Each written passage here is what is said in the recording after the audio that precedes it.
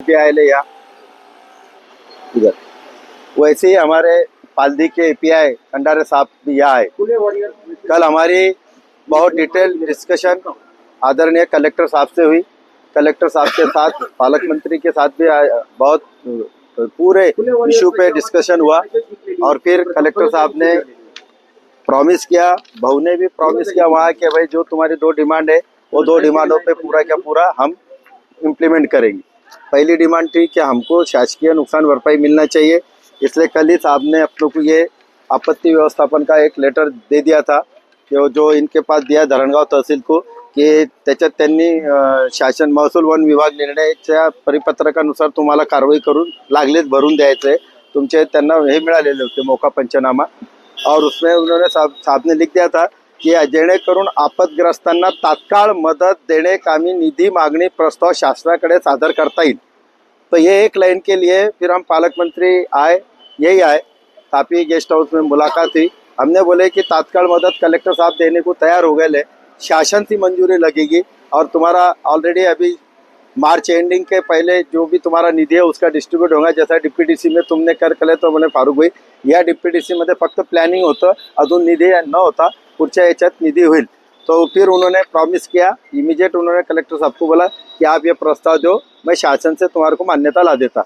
Being ए पालक मंत्री उनके पास वो ये होने की वजह से वो अपनों को शासन से मदद ला देंगे। इसलिए अपनी जो डिमांड है सबसे पहले मेन कि हमारे को नुकसानग्रस्त को हमारी नुकसान भरपाई मिलना चाहिए, वो इंशाल्लाह अपनों को पूरी के पूरी नहीं पर जो शासन के नियम में रहेंगी उतनी अपनों को जरूर मिलेगी। दूसरी बात थी जो साहब से रिलेटेड थी कि जो तो आप लोगों का हमेशा कहना है कि वहाँ छाती ठोक के घूम रहे, कॉलर लगा के घूम रहे, वो आरोपी को साहब ने एसपी साहब ने भी कल हमने जब बातचीत की, कल भी हम एसपी से मिले, उन्होंने बोले कि मैंने इंस्ट्रक्शन दिया हो अगर वो है तो उनको हम जरूर अरेस्ट करेंगे। जो डिटेक्ट है जिनके नाम है जिनका रिमांड यादी में नाम आ गए फारूक भाई उनको अटक करेंगे। तो वो हिसाब से साहब भी यहाँ आए और उन्होंने आज सवेरे हमारे को कलेक्टर साहब की तरफ से और एक लेटर सुबह में घरपोच मिला की उपरोक्त विषयाच्या कामी या कार्यालयाचे संदर्भीय निवेदन कार्यालयास प्राप्त झाले असून सदरचे निवेदन मान्य पोलीस अधीक्षक जळगाव यांना सुद्धा पाठवण्यात आले असून याबाबत आवश्यक ती कारवाई करण्याच्या सूचना देण्यात आलेल्या आहे। तसेच या कार्यालयाचे आपत्ती व्यवस्थापन शाखेमार्फत नुकसान भरपाईचा प्रस्ताव शासन सादर करण्याची कारवाई सुरू आहे, तरी आपण उपोषणापासून परावृत्त व्हावे ही विनंती।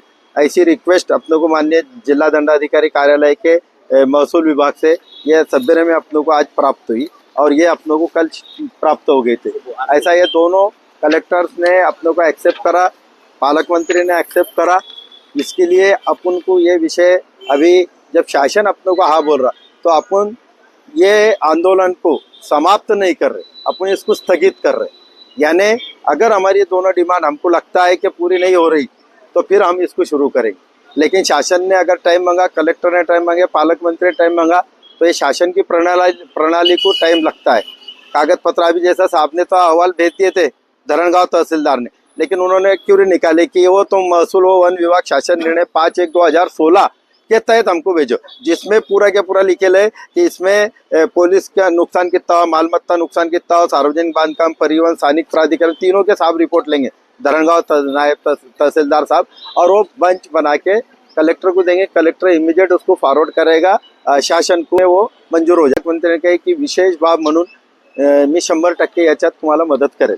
तो ये हिसाब से हुआ, इसलिए ये आप लोग भी आए, आप दुकानदार भी सामने, हम एकता संगठना भी तुम्हारे सामने है। अभी आपको हम ये है कि आप अपना ये कर सकते, साहब से कुछ सवाल है तो आप भी पूछ सकते, क्या है तुम्हारे दिलों।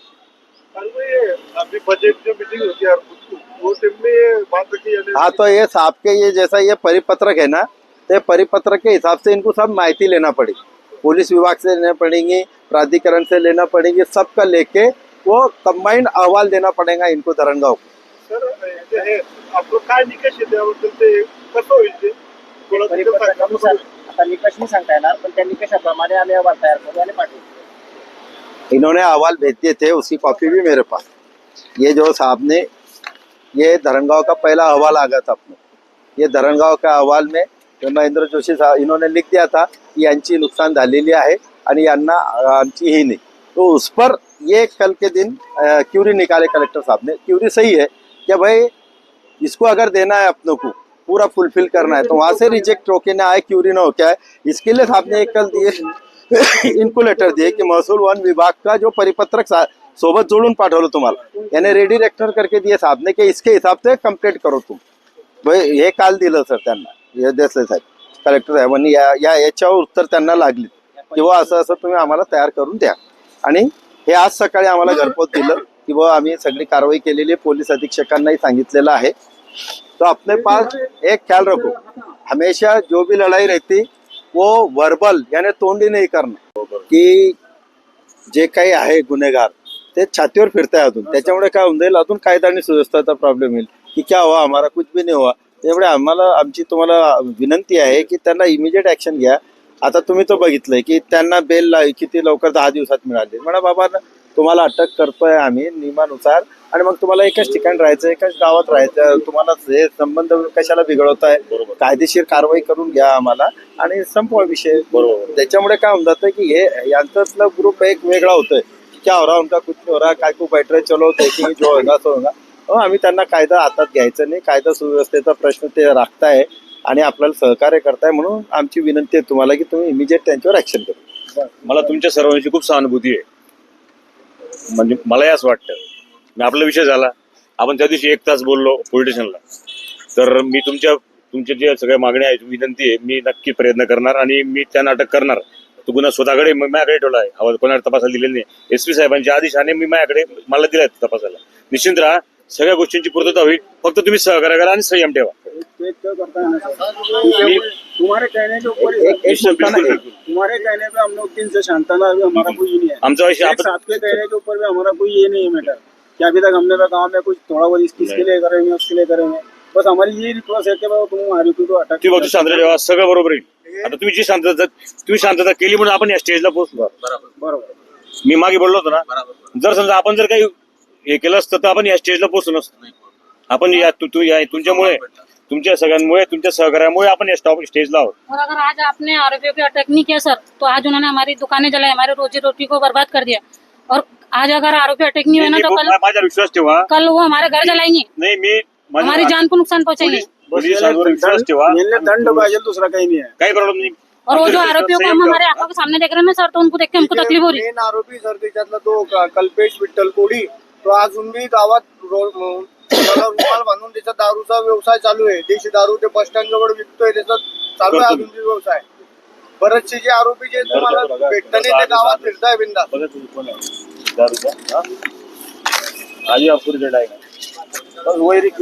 त्यांचं सांगणार आहे का हे उपोषणवर बसा का शहर बसा, आपलं काहीच होणार नाही. त्याचं डायरेक्ट गावात बोलताय लोगों का नाम आपने लिए तो पूरे देश में वो आपसी रंजिश की वजह से आपको बताया, उन्होंने कोई मस्जिद में गलत बात नहीं किए थे. वो फालतू में मौलाना लोगों को फंसाने के चक्कर में आपके पास नाम बताया उन्होंने.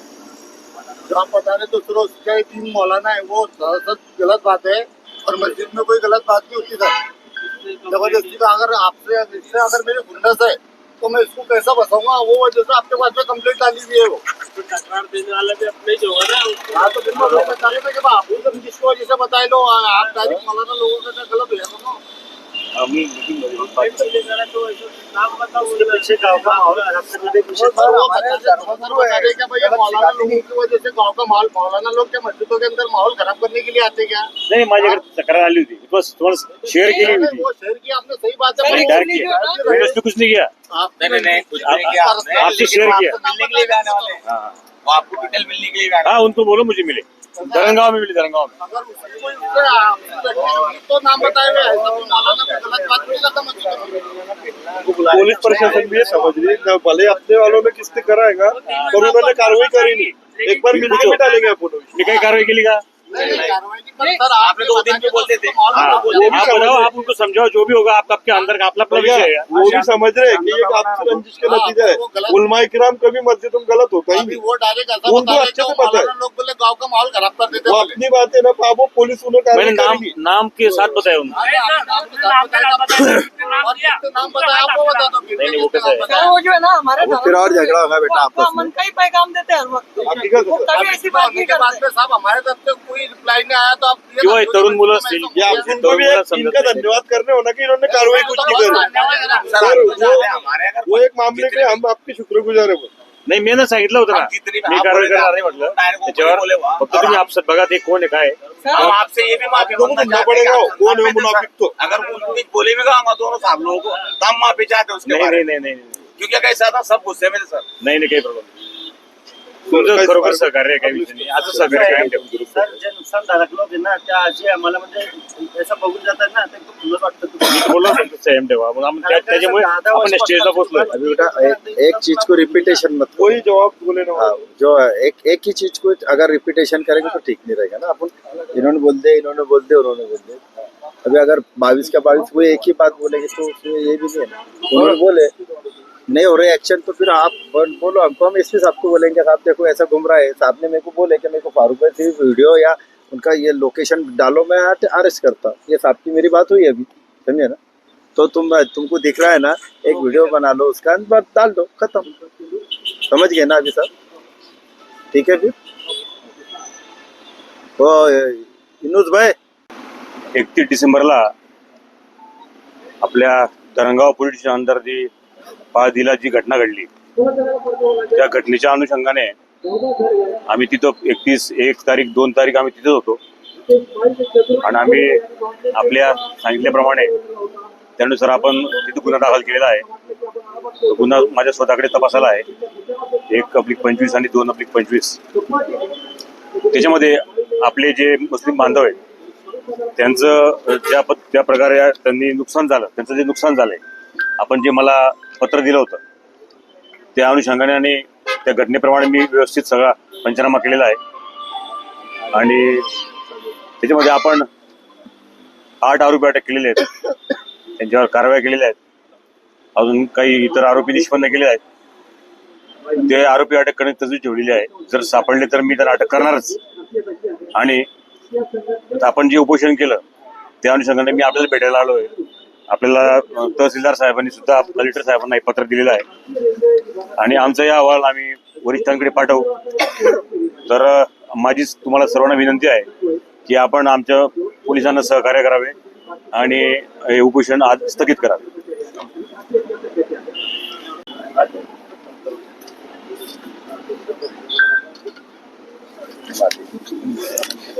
बस बस ना बस. 25 नुकसानग्रस्त मालकांचे नुकसान झाले असेल त्याबाबत माननीय जिल्हाधिकारी सरांनी आम्हाला काल एक पत्र दिलेलं आहे आणि त्या अहवालामध्ये सुधारित आणि शासनाच्या निकषानुसार आम्हाला अहवाल सादर करायचा आहे. त्यानुसार आम्ही अहवाल सादर करू आणि शासनामार्फत वरिष्ठ पातळीवर सदर अहवाल पाठवण्याची तजवीज आम्ही ठेवत आहोत.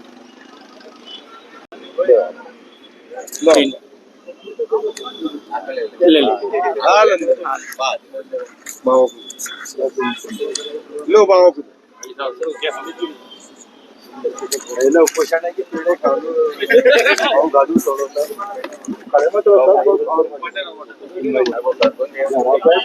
इधर पीछे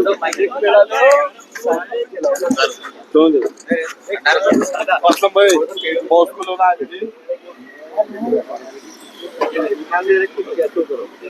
नीचे ले नीचे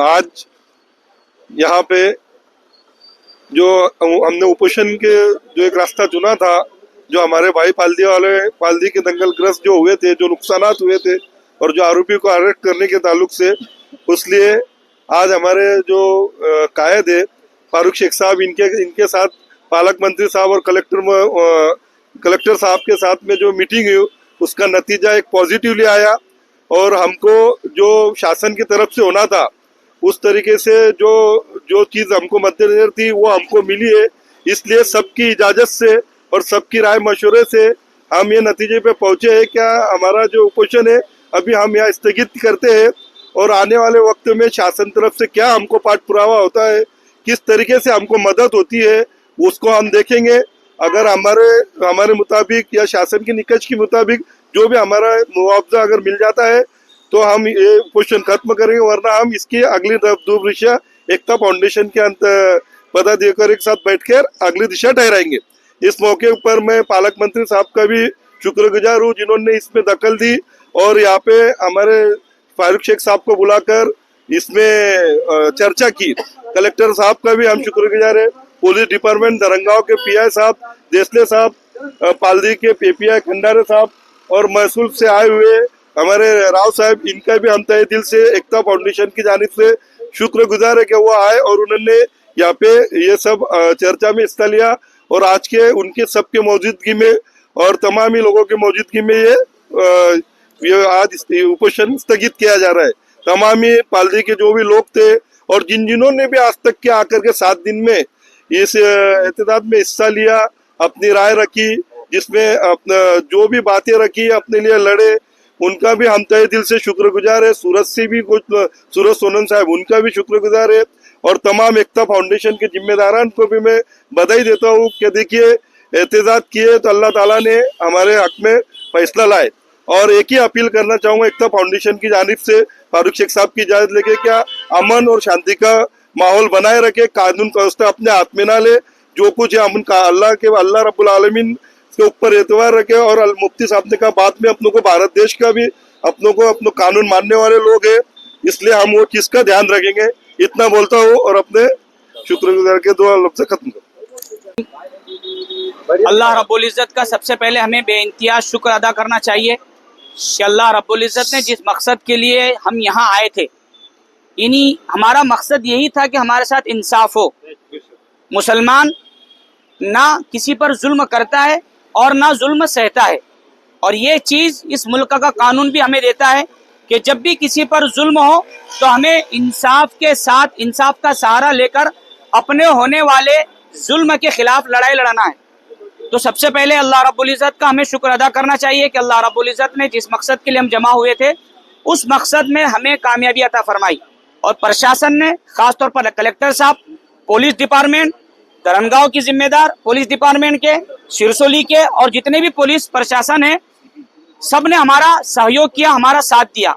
मैं अपने पाल्दी के मुस्लिम नौजवानों को, ख़ास तौर पर उन लोगों को जिनका नुकसान हुआ, उनको ये संदेश, ये पैगाम देना चाहता हूँ कि हम जितना हो सके अल्लाह के कानून के बाद, अल्लाह की शरीयत के बाद हमें इस मुल्क के कानून पर भरोसा करना चाहिए। आज नहीं तो कल इंशाअल्लाह हमारे साथ इंसाफ ज़रूर होगा।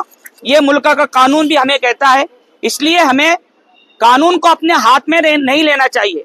मैं हमेशा ये बात अपने लोगों को कहता हूँ कि इस मुल्क के कानून को हाथ में नहीं लेना चाहिए, बल्कि कानून का सहारा लेना चाहिए। देखो, आज हमने कानून का सहारा लिया तो अल्लाह ने हमारी जीत दी।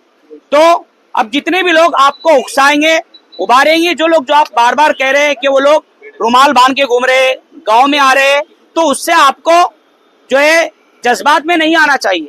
वो इस आपके गांव का माहौल खराब करना चाहिए। जो भी हो, आप प्रशासन के पास जाए, पुलिस डिपार्टमेंट के पास जाए, इत्मीनान के साथ अपनी शिकायत रखे, फिर देखे उस पर क्या अमल होता है। इसलिए मैं एकता संगठन की तरफ से तमामी पीड़ित, तमामी नौजवानों को, पाल्दी के बुजुर्गों को, सबको दरख्वास्त करता हूँ कि अल्लाह ने हमारे लिए रास्ते हमवार किए हुए, हम उस पर यकीन रखें। इंशाअल्लाह जीत इंसाफ की होंगी। इंशाअल्लाह जीत, सत्य परेशान जरूर होता है, पराजित नहीं होता है। सत्य जो है परेशान होता है, सच परेशान होता है, लेकिन हारता नहीं। हार इंशाअल्लाह सच की होती है।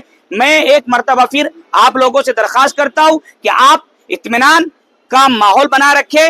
मैं आपका भी धन्यवाद करता हूं, आपका भी शुक्रिया अदा करता हूं, प्रशासन का भी शुक्रिया अदा करता हूं कि उन्होंने हमारे साथ जो है कंधे से कंधा मिलाकर हमारा साथ दिया। यही बात बताकर मैं अपनी बात खत्म करता हूँ। वाखिर दावाना अल्हम्दुलिल्लाहि रब्बिल आलमीन। के साथ हुआ था, मुसलमान भाइयों की जो दुकानें जलाई गई थी, आज 31 से आज की तारीख 31 तारीख को आज हमारा नए मंत्री महोदय के आदेश से और हमारे धनगांव के एपीआई, पाल्दी के पीआई और हमारे कलेक्टर साहब इनके निवेदन से हम ये उपोषण कुछ वक्त के लिए स्थगित करते हैं।